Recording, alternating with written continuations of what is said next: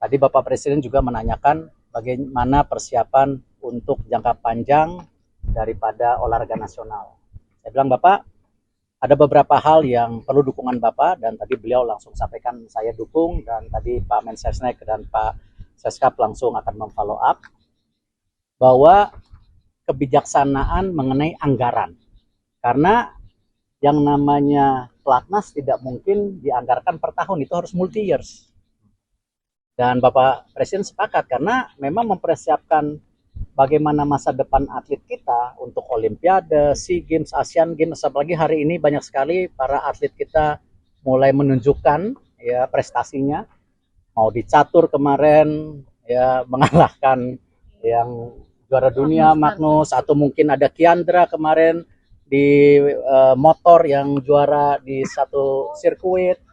Ya, bahkan ada juga talenta muda kita skateboard masih 13 tahun. Ini kan mereka harus Bapak Presiden misalnya jangka panjang. Nah, ini yang Bapak Presiden dorong.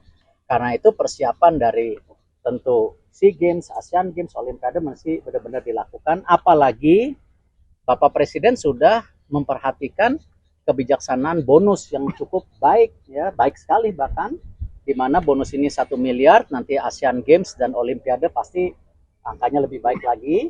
Dan Bapak Presiden juga mendorong apalagi ada pemusatan yang namanya Akademi Olahraga nanti, yang kita dimulai dari SD, SMP, SMA. Jadi siapa yang akan menjadi atlet ke depan dari usia 8-10 tahun udah mulai dibina. Nah, ini yang tadi sampaikan, dan tadi saya paparkan rencana pembangunan Akademi Olahraga ini menjadi bagian fundamental, dan sekalian juga proses nanti yang namanya yang Presiden kemarin tanyakan mengenai dana pensiun atlet yang masih kita terus godok bagaimana persiapan ke depannya itu. Itu yang saya bisa sampaikan untuk persiapan Kemenpora. Untuk sepak bola sendiri, saya tadi laporkan sudah ada respon positif dari FIFA mengenai Indonesia menjadi salah satu tuan rumah untuk FIFA ASEAN di bulan September Oktober tahun ini. Nah, jadi Bapak Presiden mendukung. Bapak Presiden akan menyiapkan surat supaya nanti kita bisa dipilih oleh FIFA untuk menjadi tuan rumah. Jadi kita tunggu nanti, dan saya juga diminta segera mengkomunikasikan ke semua kementerian, karena kalau kejuaraan FIFA seperti ini udah pasti mesti ada approval dari Menteri Keuangan mengenai pajak, Menteri Kesehatan, dan lain-lainnya. Jadi ini yang kita dukung. Mudah-mudahan dalam beberapa minggu ke depan, kalau memang FIFA sudah memastikan siapa tuan rumahnya, tapi saya yakin kita bisa mendapat kesempatan yang baik. Untuk sepak bola, tadi Presiden sampaikan, ini karena Coach John udah menangan. Jadi Presiden mau terima katanya. Kalau kalahan belum mau. Jadi tadi Coach John ditanya gimana persiapan ke depan, apakah yang dibutuhkan. Bapak Presiden bilang pokoknya semua program dari PSSI untuk pengembangan tim nasional, apalagi untuk persiapan 2030 yang sudah akan dimulai babak kualifikasinya tahun depan bulan September, ya ini harus benar-benar kita jaga, kita persiapkan. Mungkin Coach, you can explain that he received you after you have some few games winning for the national teams. I think I'd be embarrassed meeting the president without winning a game. It's important for our country. Yeah, I think the preparation, there's always support, I think, from government. It's critical for our success to have the whole country behind us, especially our leaders. We have our AFF tournament coming up very soon, and then, as Pak Tohir has described, we have FIFA ASEAN coming up, which I think both tournaments are very exciting for us. One gives us an opportunity to use our local players and let them experience what's required, and for me to assess them. And then the ASEAN, FIFA ASEAN, I get a great opportunity to bring the best of the best together to win that tournament. And I think it's important. The FIFA ASEAN is a tournament we have to win to show that we are top in East Asia, and it's an important step we need to take and to bring trophies home now.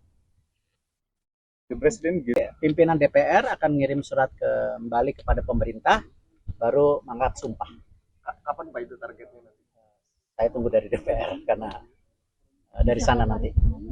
Disahkan paripurna mungkin Senin, Selasa baru ke Bapak Presiden. Tadi Bapak Presiden juga sampaikan, pokoknya saya sebagai pimpinan negara, apapun yang kita bisa support buat sepak bola, saya akan lakukan. Terima kasih Pak.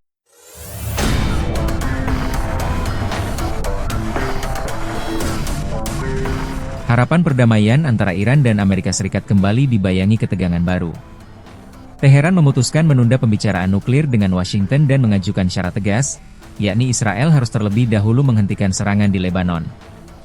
Iran menilai operasi militer yang masih berlangsung melanggar kesepakatan gencatan senjata yang sebelumnya telah disepakati kedua negara. Penundaan negosiasi yang sedianya digelar di Swiss itu terjadi di tengah upaya para mediator untuk menyelamatkan proses perdamaian. Meski Amerika Serikat terus menekan Israel agar mematuhi kesepakatan, sejumlah pihak di Tel Aviv justru mengkritik sikap Washington yang dinilai terlalu lunak terhadap Teheran. Situasi ini pun memunculkan kekhawatiran bahwa konflik yang telah berlangsung sejak Februari lalu dapat kembali memanas dan mengancam kelanjutan proses negosiasi nuklir antara Iran dan Amerika. Setelah lebih dari 3 bulan konflik yang menewaskan lebih dari 7.000 orang, Amerika Serikat dan Iran resmi menyepakati penghentian perang melalui Memorandum Islamabad yang dimediasi Pakistan. Kesepakatan bersejarah yang ditandatangani Donald Trump, Masoud Pezeshkian, dan Perdana Menteri Pakistan Shehbaz Sharif itu langsung berlaku, membuka jalan bagi gencatan senjata, pemulihan jalur perdagangan Selat Hormuz, serta dimulainya negosiasi damai dalam 60 hari ke depan demi mengakhiri salah satu konflik paling berbahaya di kawasan Timur Tengah.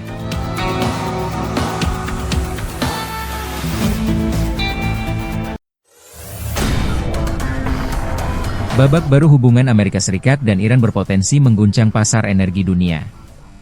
Setelah bertahun-tahun dibayangi sanksi, Teheran dikabarkan akan kembali bebas menjual minyaknya usai penandatanganan nota kesepahaman perdamaian dengan Washington pekan ini. Tak hanya sektor minyak, pelonggaran sanksi juga mencakup layanan perbankan, transportasi, hingga asuransi yang akan membuka jalan bagi Iran untuk kembali mengakses pasar global.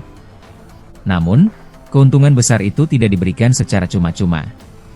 Amerika Serikat menegaskan pencabutan sanksi bergantung pada kepatuhan Iran terhadap sejumlah syarat ketat, mulai dari penghentian program senjata nuklir hingga menjaga kebebasan pelayaran di Selat Hormuz. Dengan lebih dari 100 juta barel minyak yang telah tersimpan di kapal tanker dan siap dijual, dunia kini menanti apakah kesepakatan bersejarah ini benar-benar menjadi titik balik bagi ekonomi Iran sekaligus mengubah peta energi global. Selain Bahrain dan Kuwait, Iran juga meluncurkan rudal ke pangkalan militer Amerika Serikat di Yordania. Iran menyebut berhasil menghancurkan 4 target penting termasuk hanggar jet tempur F-35.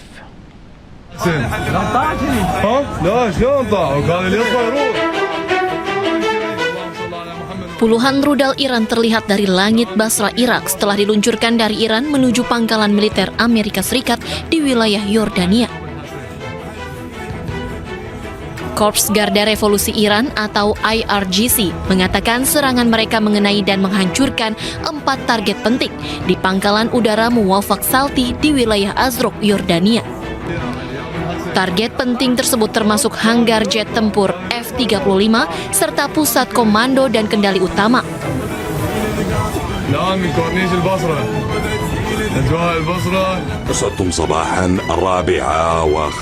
Sementara itu, Amerika Serikat gagal mencegat rudal Iran yang menargetkan pangkalan udara 4 target penting di pangkalan udara Muwafaq Salti di wilayah Azraq, Yordania.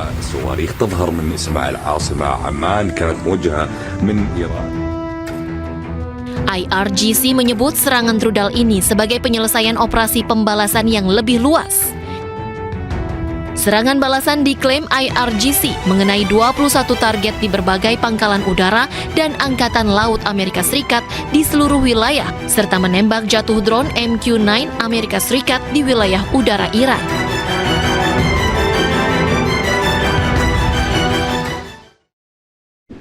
Trio rudal Iran bombardir Israel. Rentetan serangan rudal balistik yang dilancarkan Iran ke wilayah Israel bertujuan ingin menunjukkan dirinya sebagai kekuatan dominan di kawasan Timur Tengah.